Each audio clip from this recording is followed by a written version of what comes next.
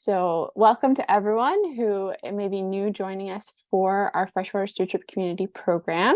We are entering our fall webinar series. So we took a bit of a break over the summer and are back into some programming. We're really excited to have Acacia here with us, who is a PhD candidate with Carleton University and also the iNaturalist Engagement Coordinator with the Canadian Wildlife Federation. My name is Monica. I'm the Communications and Fundraising Manager with Watersheds Canada, and I have my colleague here, Nicole Dubé, in the kind of behind the scenes chat of this call. So if you're having any tech problems or if you have any questions that you want to submit for the Q&A and you prefer to do it privately, you can personal message Nicole through Zoom. And if you're having any tech problems throughout the call and your internet drops or anything like that, we are recording today's session and we will be sending a recording and a number of resources to everyone who registered later this week. So not to worry if you have to leave early or if you're having any tech problems, we will get all of those resources to you. So for those of you who aren't familiar with Watersheds Canada, we're a national charity headquartered in Perth, Ontario, which is just a bit over close to Ottawa. Our focus is in delivering on-the-ground freshwater stewardship programs, things like shoreline restorations, fish habitat enhancements, shoreline assessments, and outreach programming for children and youth.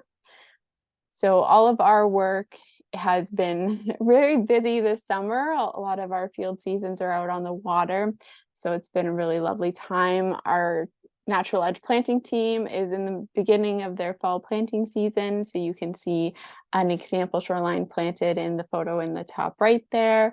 We have our Love Your Lake shoreline assessment program, which is the top left, and that season of fieldwork just recently ended. So we're out on a water body and we're assessing different characteristics on a shoreline property and how different actions on land might be impacting the health of the lake. And you'll hear more about Love Your Lake later today.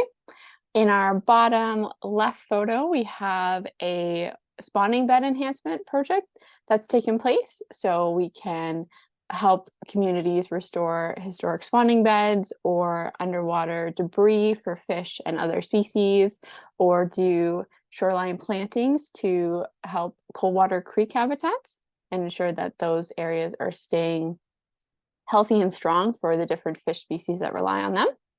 And then our bottom right photo is an example of our classroom programming. So we deliver Ontario curriculum resources as well as resources in French and English, and also some nature discovery backpack programs currently in Ontario and Manitoba. So all of this is focused on helping students get out in nature, connecting with local freshwater areas and the different native species that are in their communities. So if you are able to and would like to support any of these programs, we are a registered charity, so any donations made to our organization are eligible for a tax receipt, and you can make a donation at watersheds.ca/donate. I want to share a couple of different initiatives that are coming up this month. So if anyone on the call is based in Central Eastern Ontario, Watersheds Canada is part of a planning committee that runs an annual workshop. It's called Lake Links, and this year's theme is all around fish populations and fish habitat. So it's called Hooked on Habitat. The event is taking place on Saturday, October 21st in Perth. And the event has a number of speakers as well as networking time, booths, and also lunch is provided. So if you are interested in learning more about the Lake Links workshop, we're back to being an in-person event this year. You can learn more about the event and see the full agenda on our website, which is watersheds.ca/lake-links. And so we would encourage you, if you're a part of a lake association or a nature group, a fish and game club, or you're just an interested member of the public, to consider joining us for Lake Links this year. Something else that we also just launched recently are our new fall symbolic adoptions. So Watersheds Canada has a symbolic adoption program where you receive a 5x7 postcard featuring artwork done by a Canadian artist.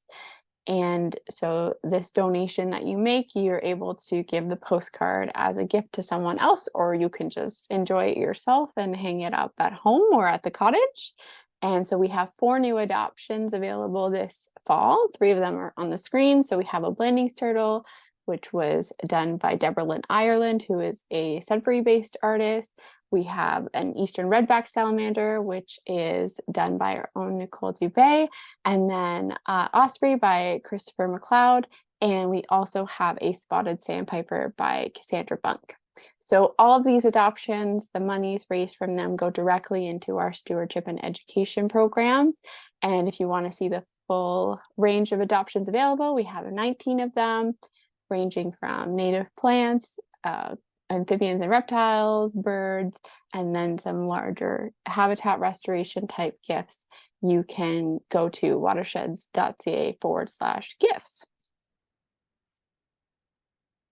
And then the program that we're here for today is the Freshwater Stewardship Community. It is an online community that is Canada-wide, and it was launched in 2021 and has been running webinars basically monthly, if not more than once a month. And many of these webinars have had handouts that correspond to them. So it can be a good one-stop shop for having everything in the presentation summarized, also some next steps, things like external resources or ways to get involved around that specific topic.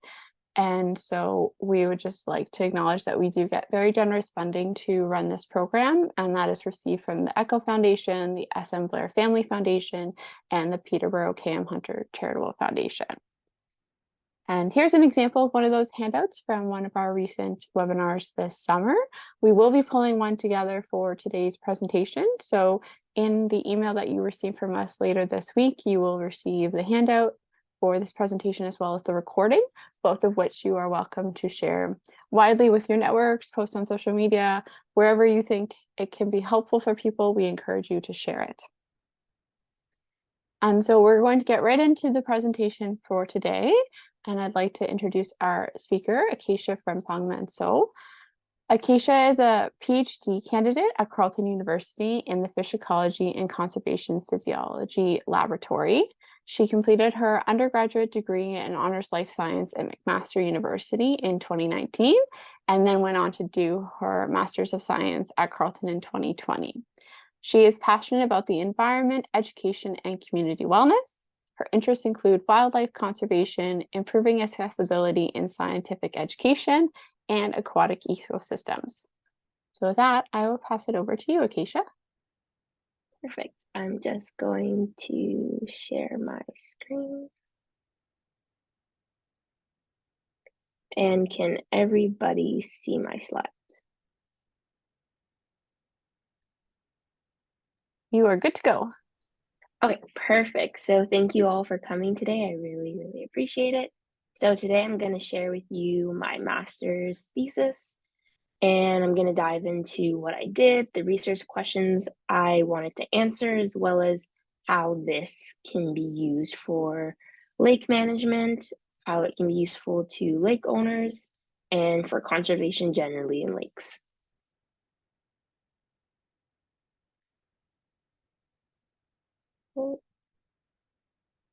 So before I get started, I just want to thank the research help that I got, as well as where I got the funding from and who provided me with the data.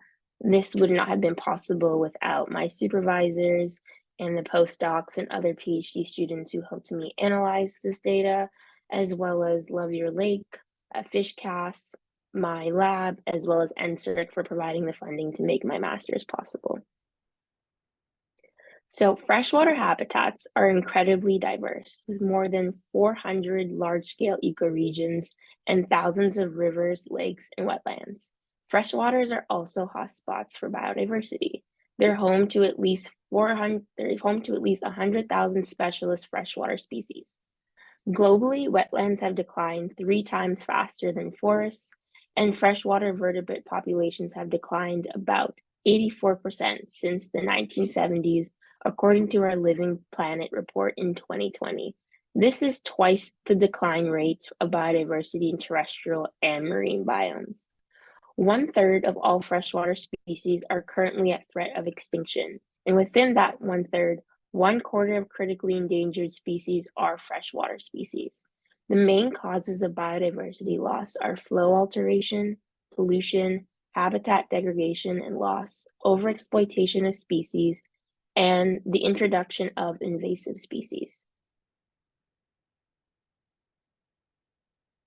It's apparent that waterfront property owners can have major impacts on freshwater biodiversity dynamics through the decisions they make regarding their properties. But despite this knowledge, there's been little action to address these issues. Previous research has shown that shoreline development has negative impacts on invertebrates and fish communities. Overexploitation, water pollution, flow modification, habitat damage or degradation, and the introduction of invasive species are 5 interrelated threats to global biodiversity. Overfishing predominantly impacts invertebrates, largely fish, reptiles, and certain amphibians, whereas the other 4 hazardous categories I just mentioned have implications for all freshwater biodiversity, ranging from bacteria to megafauna. Freshwater lakes are necessary for both ecological and sociological economic functions, and properties along shorelines can have significant impact on these freshwater aquatic systems and the ecosystem services they're able to generate. So as we continue to battle with environmental change and the problem of ecosystem stability, there's a growing focus on the role that values play and they may play in stewardship and the restoration efforts that we are trying to achieve in freshwater ecosystems. Generally, value theory suggests that values are broad, stable ideas that structure and steer specific beliefs, conventions, and attitudes that are more prone to change throughout time. But we also know that values are not static, but rather positioned on a temporal gradient scale, with some changing more easily than others, but also allowing for a different potential shift in values as we receive more information. So this suggests that environmental values can intentionally be influenced through various mechanisms such as education, socialization, the framing of information. Individuals may have the same values, but they may prioritize them differently, leading to differences in preference, beliefs, attitudes, conventions, as well as decisions on how you manage your property. Contemporary research has focused on creating sustainable ecological systems, with an importance being placed on values, attitudes, and perceptions to inform action and achieve a specific outcome. Currently, there's a common debate to promote and encourage environmental stewardship as centered around intrinsic values. So, intrinsic values are values that focus on conservation for nature's sake. Nature has an intrinsic value regardless of their utility to humans, versus others believe that um, stewardship has intrinsic values and are instrumental values. Instrumental values are values that focus on conservation for human sake, and it's the worth of an entity as a means to an end. However, scholars have argued that this framing does not integrate various ecosystem values on a deeper level, since intrinsic and instrumental values are generally expressed in monetary terms, and consider the importance of ecosystems as a means to an end. And from this stemmed the development of the concept of relational values. So, relational values stress the variety of diverse ties we have with nature and the people and what people have in nature's surroundings. So, for example, the social cohesiveness, the cultural identity, and the place of attachment that comes with the environment and being present in nature. So instead of reducing the importance of nature to monetize values, which is less intuitive than viewing the importance of nature through relationships and connections to nature. Relational values also play a significant role in inspiring people to take action and help safeguard the environment. So how does my master's thesis fit into this? So for this master's thesis, there was 2 research questions that I was really interested in addressing. The first research question was, how can I characterize the relational values of waterfront property owners that participated in the Love Your Lake program and understand if and how they differ? So are everyone who participate in this survey, do they have similar values?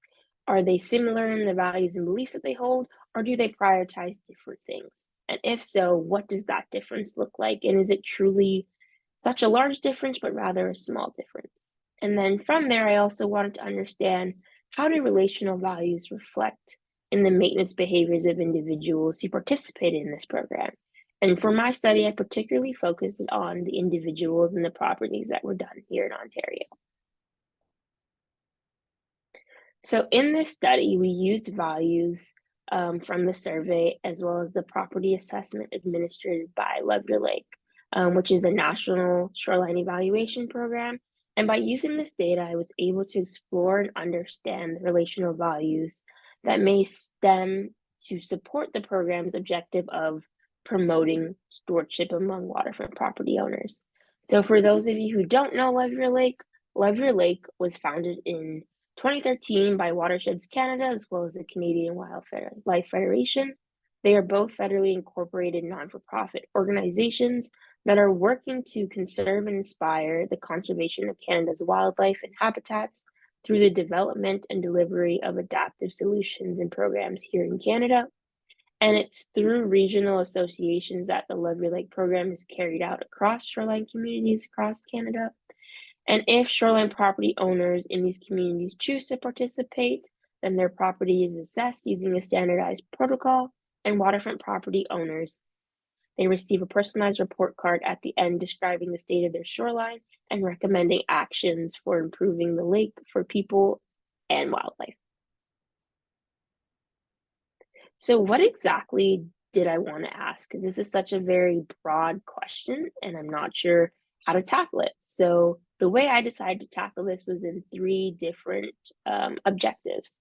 So to better understand the relational values of individuals in Ontario, we examined survey responses of waterfront property owners who participated in the Love Your Lake program. And the overall objective of the study was to characterize the relational values of waterfront property owners, but also understand how these values may vary among participants. And specifically, we aim to identify distinct groups of participants based on their reported personal enjoyment elements of the lakes, and explore how these elements may translate into relational values. Then we set out to explore how specifically lake characteristics correlate with relational values, and the lake characteristics that I specifically was interested in addressing were the size of the lake, the value of the property, and the distance to the urban area. And lastly, I wanted to identify if participants reported relation values align with their shoreline stewardship behaviors based off of their water assessment. So how did I collect the data? As part of the Love Your Lake program, introductory letters and surveys were distributed by regional partners to waterfront property owners to help Love Your Lake gather information on what individuals who have properties on the water value most about their lake and what property features are most important to them. The survey intended to capture participants' reflections on what they value most about their lakes, what actions they're taking to ensure these values are reflected. The survey consisted of 12 questions, including a mix of closed and open-end questions, as well as 5-point Likert scale questions. So questions in the survey included, what types of recreational activities do you partake in on the lake? How do the following 15 personal enjoyment elements, such as water quality, natural shorelines, scenery/view, wildlife viewing, dark skies, tranquility, quiet, fishing, ice fishing, preserving vacant land, hunting, swimming, power boating, non-power boating, and lake social activities contribute to their enjoyment of their lake? What do they perceive to be the top issues currently facing their lake? What are some potential solutions to address these issues?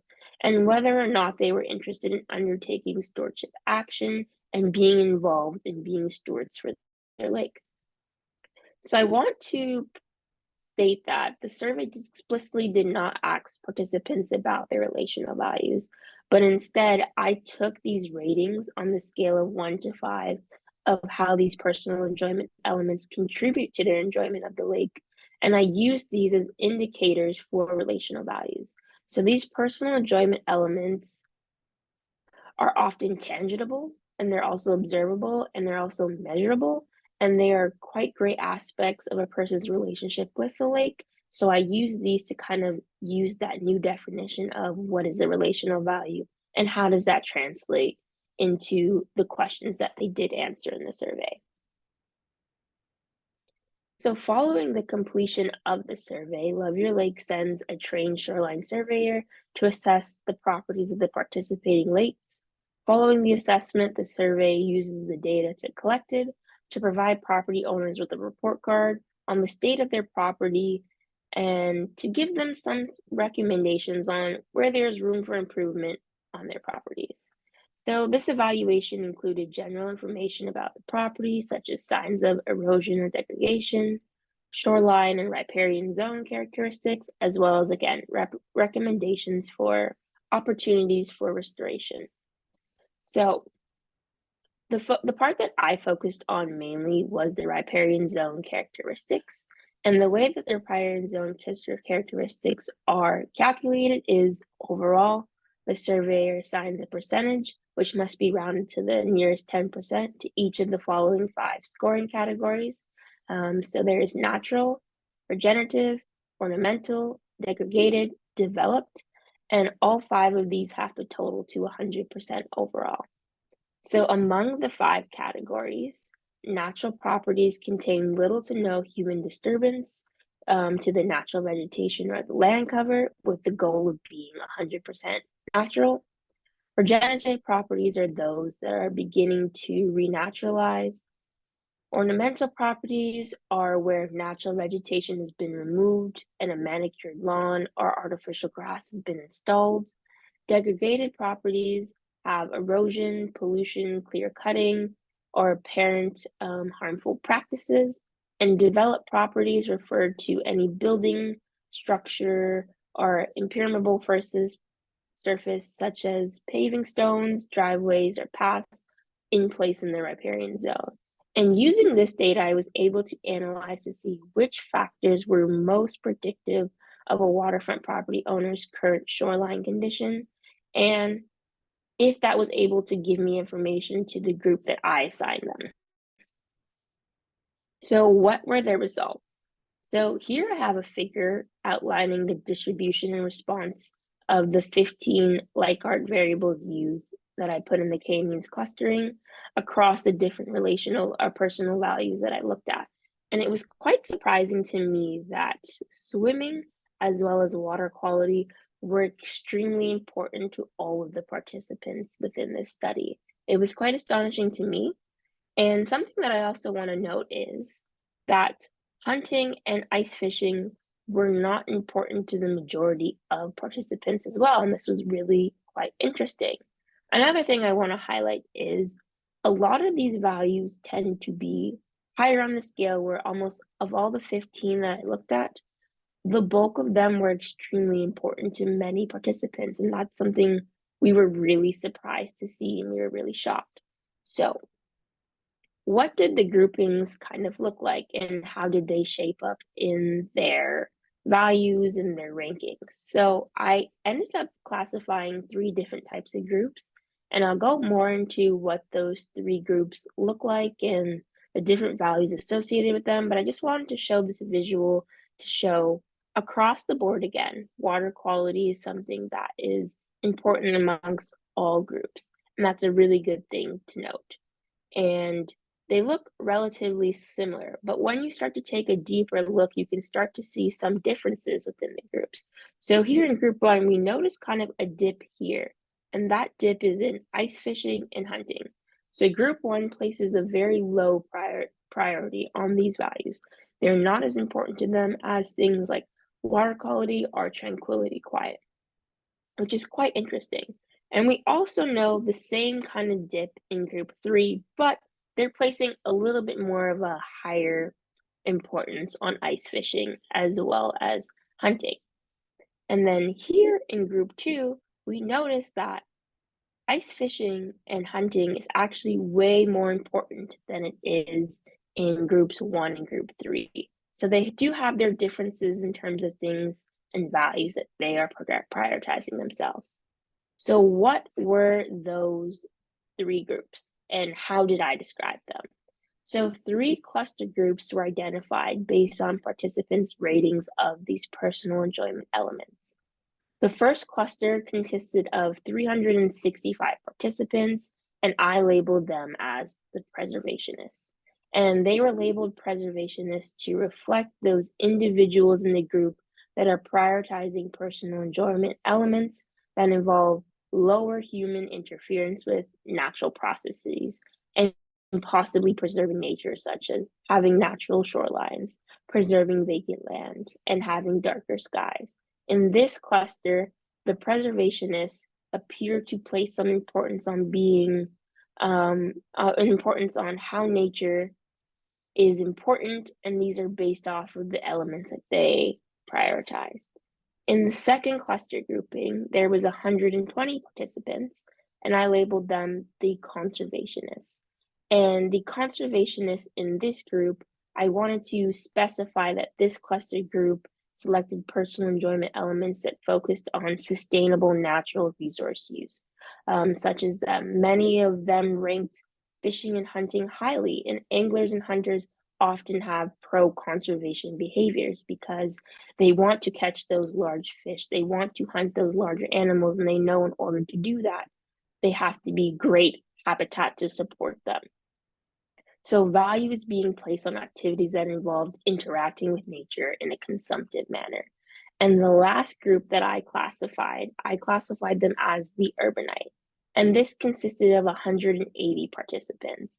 And participants in this group emphasized personal enjoyment elements that focused on prioritizing individual pleasure and enjoyment, such as powerboating, swimming, scenery viewing, and importance being placed on utilizing the available space and locations. And although it's not an interactive rate, these resources are contributing to an individual's overall enjoyment of their lake. So what else did I find? I was really interested in looking at, does lake size, average property value, and distance to an urban area influence which group an individual was placed in? Because some lakes are smaller and they have more room for bigger recreational activities, whereas others may not have, and there's limitations. Property value may come into play. Individuals where lakes have higher property values, they may have differing values in what they are prioritizing versus others. And distance to an urban area, if you live closer to the city, are you likely to have neighbors who rent their properties and put it on Airbnb and have people frequent this property who don't necessarily hold the values of residents who are there all summer or year round? And after running the data analysis, I found that neither of these characteristics were significant in predicting which cluster group an individual belonged to, which is really, really surprising. So now that I've identified 3 groups, I really wanted to know, are people honest? And is the values that they presented in this survey, do they generally translate into their property and how their property is maintained and what it looks like? So the 5 prominent shoreline classifications that I looked at, which were natural, regenerative, ornamental, degraded, and developed, they were examined to determine if participants reported relational values reflected in the condition of their waterfront property. And the good news is I found that majority of shorelines were classified as ornamental. The second one was regenerative, and the third was natural, and then the fourth one was developed, and the last one was degraded, which is relatively uncommon among all the respondents. So I notably observed remarkable alignment between natural and developed shorelines being significant predictors in determining the likelihood of whether an individual's current shoreline was reflective of their relational values. I also noticed that among the 3 identified waterfront property groups, that all three groups had a very high probability of having a shoreline with no degradation, which was really great. It was 95% accurate in the model that I ran. So it was really great to see that people were being honest in their values that they were stating to love your lake, and it was being honestly showed in how they maintained their property. So what conclusions did I find from the study? So I found noticeable differences in the relational values among the participants, specifically the ones in the Ontario region, and with the preservational values being the most persistent among the participants that I studied. However, I also noticed that lake characteristics, they were not able to predict which group an individual would belong to. I also noted remarkable alignment between a natural and developed shorelines being significant predictors in determining the likelihood of whether an individual's current shoreline is reflective of their relational values. I also noted that among the three waterfront property groups, there was a very low probability of degradation. So that was really, really great to hear. And lastly, I just want to say that relational values, they have the opportunity to provide valuable data. And if this data was continued to be collected over time, it could really help identify trends of differing relational values and how they impact the environment. And this is something that lake associations can use to be able to use this information to not only characterize individuals, but also act as a tool to tailor educational materials and the kinds of messaging used to address different groups. So what does this thesis mean for management? So humans' uses of natural resources are affecting freshwater ecosystems and their terrestrial surrounding environments. And if the degradation continues at its current rate, natural shoreline habitats will likely face significant reduction in the ecosystem resilience as well as services they're able to offer us in the future. Therefore, it will be crucial for lake managers and reservoirs to identify communication tools that will be effective in persuading property owners to adopt and maintain behavioral measures that preserve these ecosystems. Communication efforts should focus on relational values that resonate with different users. For example, if I was a lake manager and I was attempting to communicate with one of the three groups, particularly the urbanite group, when I'm attempting to create materials for them, my efforts would focus on personal enjoyment elements that individuals in that cluster rated as extremely important. And in this case, it was water quality, scenic viewing, and swimming, and how preserving and conserving these shoreline habitats can only increase their enjoyment of these personal enjoyment elements, and place an emphasis on power boating, which was really high in this cluster, and kind of show them that there are opportunities to show that boat wakes contribute to erosion, and they may impact other activities such as swimming and water quality, and trying to find the balance in how we can do the activities we love while also not causing harm to the environment. And lastly, I just want to end on, there was a study conducted by West et al., and researchers argued that these dimensions of relational values are interconnected, and they can be used to promote more responsible and sustainable environmental behavior.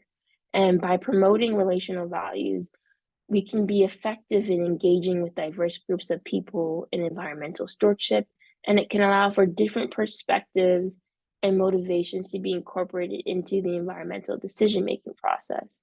And the efforts that we provide property owners with tailored action plans and recommend personalized strategies based off of your specific situation, or we find general characteristics on lakes, we can really use these information to kind of be more productive in how we use our lakes and educate property owners on how we use that. And that is the end of my presentation, but I will keep my slides up and I can take questions.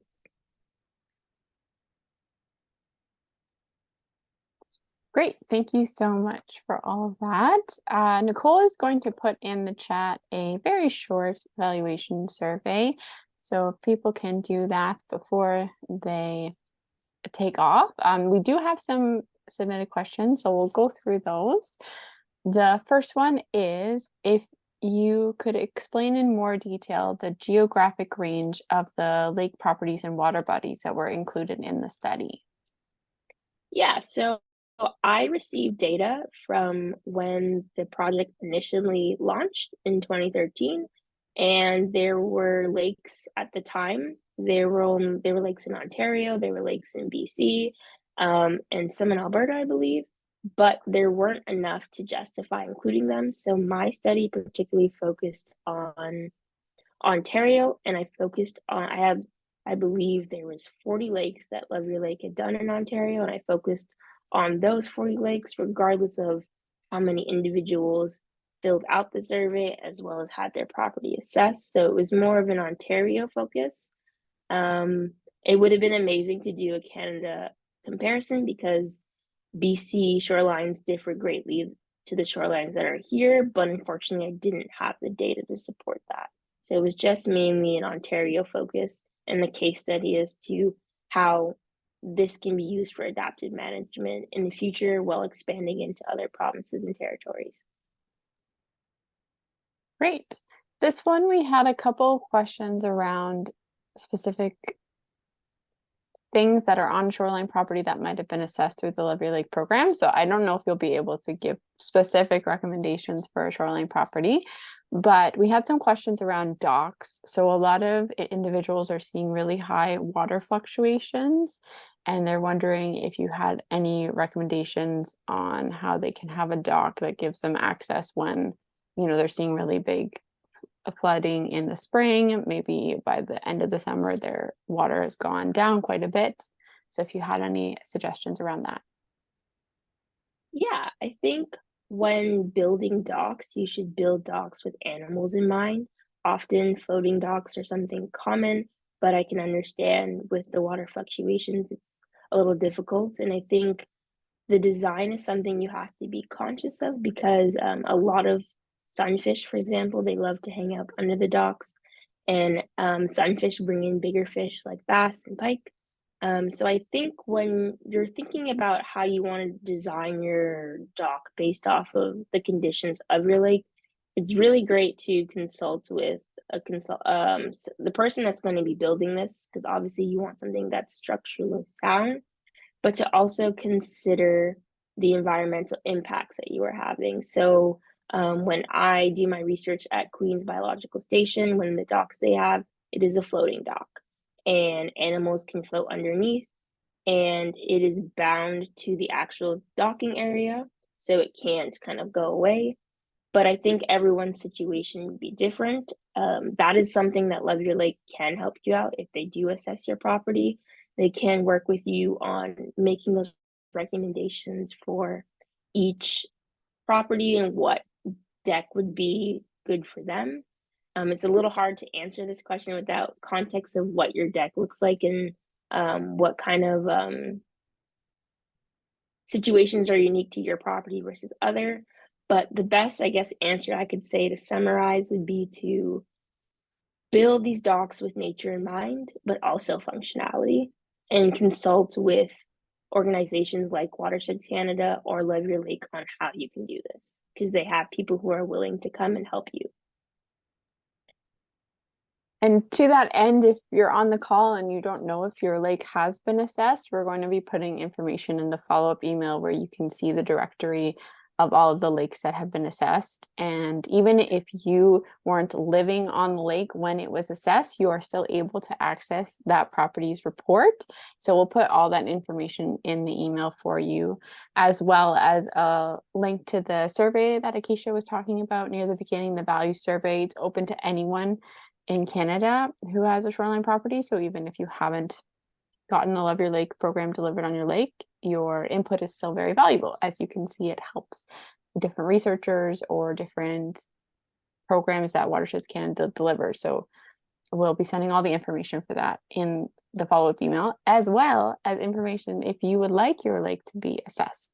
So we are taking kind of nominations, if you will, for 2024. So we'll put all of that information in the follow-up email. Our next question is if it's true that shorelines of water reservoirs are less protected than those of real lakes. I think that's an interesting question because I think a couple years ago that might have been true, but I think now we are living in a very changing environment. For example, here in Ottawa, the Rideau Canal did not freeze enough and we weren't able to skate on it this year. And that's the first time it's happened since they've opened the canal. And I think environments are changing, and I think our actions are having consequences in changing the way the ecosystems around us are responding. So I wouldn't say that that is necessarily true. I think depending on where your lake is and the kind of stressors that they're facing, that can impact their resilience towards both natural and human induced stressors to the area. But I wouldn't say one area is more impacted than the other. I think it's just circumstantial given everything that's kind of happening now. Great. The next one is if you have any recommendations on how to incorporate beauty as a variable in land planning. That's a really good question. I think when people hear the word natural, they assume that their grass is growing crazily and it's 7 feet high and it's out of control and that doesn't look beautiful. But I think there is beauty in keeping things natural. For example, you don't have to cut your grass every week and have your grass be the perfect height. It's okay to have your grass grow wild and to trim it as needed. It's okay to have the dandelions grow. It's okay for them to be beautiful. And I think we have to reconsider what we consider beautiful. A manicured lawn can be beautiful and it is great to look at and it functions great for us. But I think we also have to be mindful that it's not functional for our neighbors, which are animals. It's not functional when it leads to erosion and runoff into a lake. And it's not functional to the things and values that we value most about being on our lake. Most people love to get on the water and be in the water on their lakes, and they don't realize that some of our small actions for what we call as beauty can impact those things. And I think to answer that question, when we want to think about beauty, I think we need to start thinking about making environmentally sound decisions. So, for example, if you want to plant flowers in your garden, consider planting native flowers. Consider planting something that will help pollinators that are local to your region or local to Ontario or wherever you're tuning in from. And I think there's beauty in doing something that's good for nature and it being okay to not have a perfect manicured lawn. And I hope I answered that question, but I think nature is beauty, and that is something that we should consider when we're trying to incorporate that into when we're planning out our garden for the summer or for the season. Great. The next question was the slide where you had the 3 categories of people that you had characterized. Yep. So someone was wondering if, basically, if you had a hard time getting people into consistent categories, if there were other categories that you eventually brought into these 3, and how they might be able to use these categories in a survey for their own lake community. Yeah, so I did have some issues with the clustering. So I originally was going to go with 5 groups, but there was so much overlap. And I don't know if that's just bias in my survey, because the individuals in this study, they had good relational values. And that could be that people who already have good environmental values gravitate towards environmental stewardships, like being a part of a Love Your Lake initiative or Watersheds Canada initiative. And I struggled to kind of really separate clusters 1 and 2. And I think the best way, if someone wanted to implement this or replicate this study, the best way to kind of get more of a clearer division is to create a survey that incorporated more aspects of relational values, more aspects of personal enjoyment elements, and make those very specific to your lake. And I think by making them specific to your lake, you can really dig deeper into the core values that exist on your lake and understanding how they truly differ, or if they truly all across the board are similar across all the neighbors. The next question is if you have any opinions on ways that regulatory authorities should be approaching shoreline conservation naturalization. For example, getting a conservation authority or municipality involved with increasing understanding and that being more appropriate than focusing only on legislation. I think education will be the key to this. And I think it should be education without judgment. We all understand there are activities that we like to do. I myself, I'm a researcher, but in my free time, I enjoy fishing. I enjoy going on a boat, and I understand the negative drawbacks that those have.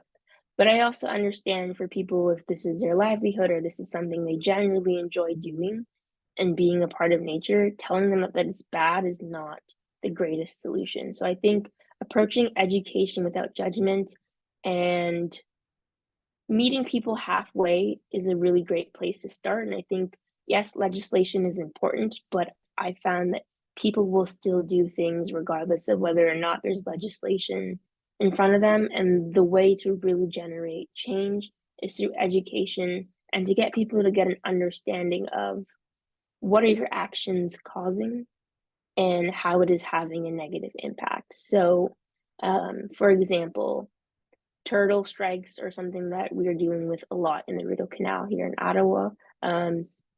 But we know during summertime, people really love boating. So instead of telling people they can't boat for the whole summer because the turtles are going back and forth and they're nesting, we can create times where we're asking for quiet hours on the water, but we're still giving people the opportunity to enjoy their lake and to use their boat. And we're asking them to be a little bit more mindful so we can work on increasing those turtle populations for the ones that are critically endangered. And those are kinds of the messaging and compromises that I would suggest instead of just creating legislation. I think it's a combined effort with both education as well as policy.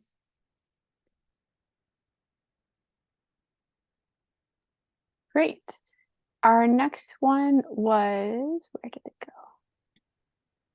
Anything that surprised you in your findings? Were people more concerned or motivated than you had originally hypothesized, or maybe they didn't value something that you thought they would? I think the most surprising thing, I didn't include it in my presentation today, was that not very many people wanted to participate in stewardship activities on their lake. And it really surprised me because they put a lot of time and effort into answering this survey. And at the end of the survey, there's open-end questions where people can really express how they feel. And I thought it was really interesting to me that most people said that they care about stewardship, but when asked if they were willing to participate, almost all participants said that they were not willing to.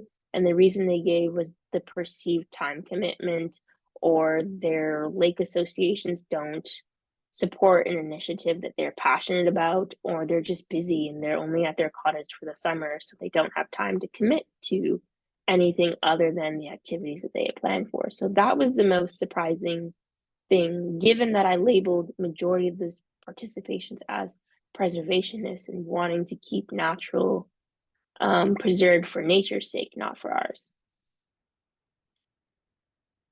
We have a couple of questions about Canada geese and how lawns will attract them, and then their droppings can contribute to water quality issues. So I guess part one of the question would be, were there any strategies that you found worked in trying to get people a bit away from the lawns, because they do recognize that Canada geese are a problem and they don't want them, but they still keep the lawns. So is there a way that people can start a conversation where we can maybe link them together and show people that lawns aren't the best option always? Yeah, so I didn't specifically look too deep into the the recommendations are not the recommendations. I didn't specifically look into like the different ways that people were manicuring their lawn per se. I was more focused on like how did the actual relational values align with what was seen that day and that time. But I guess to answer that question, I think it's a conversation that needs to be had about how do we keep geese off the lawn, but also keep the lawn more natural. And that can include a couple of things. That could include, I know some people have fake rubber animals or noise sensors that make noise when specific animals that are not wanted on the property come on the property. I know for people who have gardens and they don't want animals to get into it, there's like a small little lawnmower, not a lawnmower, a sprinkler head that's only activated by motion that scares off animals from coming on the property so people can keep their properties natural. And I think when you're looking for ways because you want to keep your property natural, but you are worried about the consequences of having geese, it's really trial and error and talking to the experts about, okay, well, if I were to do this, is this environmentally friendly? And always doing your research before you do something, because it'd be bad to do something and not realize the consequences you had or your actions had in trying to resolve the situation. So I think it's really important to look into different ways and get creative in how you want to keep your shoreline natural, but also kind of keep certain things off your property. And I will add that Watersheds Canada has a shoreline habitat creation manual, which we can include in the follow-up email. And there is a section about geese and some things that you can do on your property, like having a S-shaped path so that the geese don't have a direct line on a property, and having a bit of vegetation there helps basically ruin their line of sight. So they feel less safe going on the property because they can't look for predators as easily if things are broken up rather than a nice open lawn for them. So we can include that PDF in the follow-up email as well. Part 2 of that question was whether you knew of any research that supported geese droppings contributing to E. coli levels. I don't know anything off of the top of my head. It wasn't the main focus of my thesis. I'd have to go do some research and come back to that question. No problem. We have some people asking kind of the riparian zone, what's an accepted depth for it? Should there be certain things within it to maybe be characterized as natural when you were talking about the different categories in the Levier Lake assessment? So if you could just speak a bit more about the riparian zone. Yeah, so Levier Lake, they have a manual on how to build a riparian zone, how to build a natural buffer, and they tell you the kinds of things to include. So if you were trying to build a natural buffer, I would say definitely use natural plants. I know in previous years they've had a program where you could apply and actually get money to plant native trees on your property. I don't know if that's still happening and what kind of initiatives where they're at with that, but if you are trying to build a buffer, natural is always better. Really, there are a couple of guides on the Canadian Wildlife Federation's website of native plants and native species and native trees that you can use to plant and build your buffer. Ideally, your buffer should be anywhere from 5 to 10 feet wide in terms of the water, just to kind of keep it clear of runoff. So if you are going to cut your grass and you're going to manicure that side of the area, at least this natural buffer can catch most of the runoff before it gets to the lake and kind of halt that. But there are resources available on plants and kind of elements to include to create a natural buffer. All right, we have time for a couple more questions. One question here about, well, I guess it's more of a comment, but if you came across it at all, something that's called fusion landscaping, and using that as maybe a bit of a compromise to get those category 3 urbanites moving slowly up to more natural properties and losing a bit of those lawns. I haven't heard of using landscaping. Does the user, did they describe what it is, I guess? It looks like it's through Landscape Ontario, but maybe Oh, if they want to put in a follow-up message, we can come back to the question.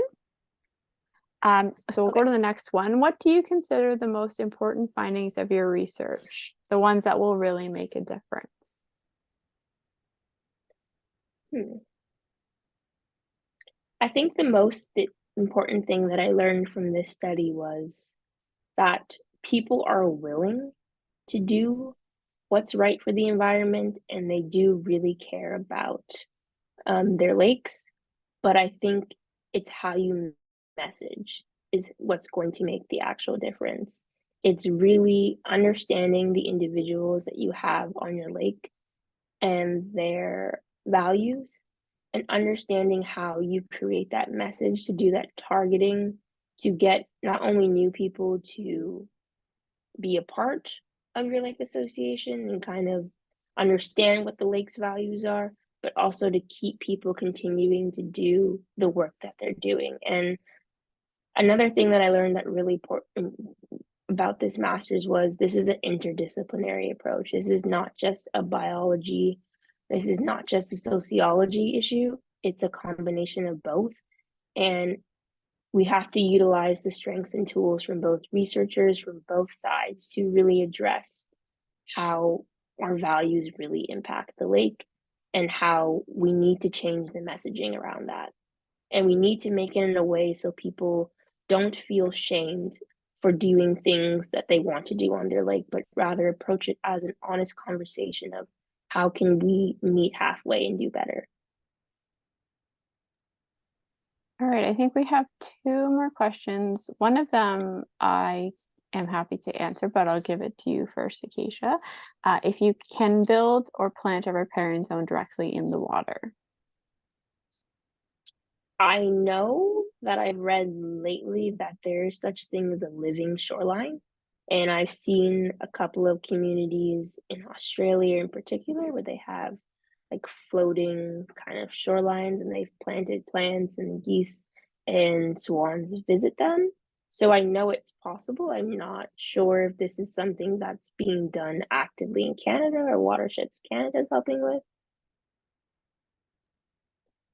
Yeah, so I would say for our programming, we really focus on the shoreline, so the land-water interface.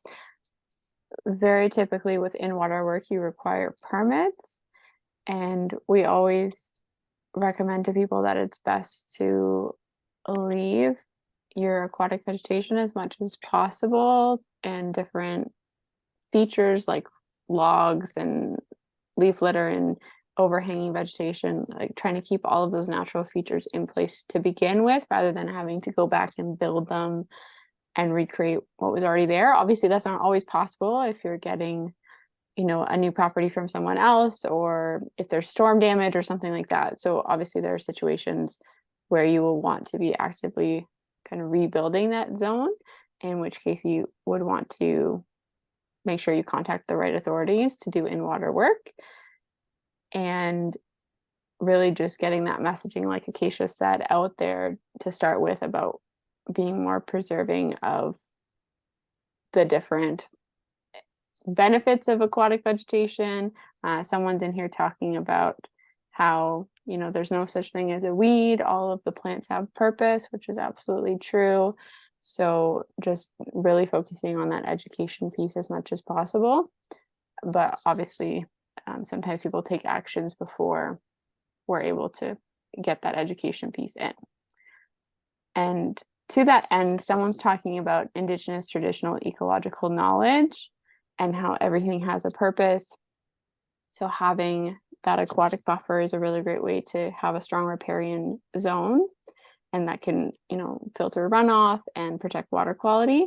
So they're just wondering if Indigenous traditional ecological knowledge is a concept that's included in your recommendations at all.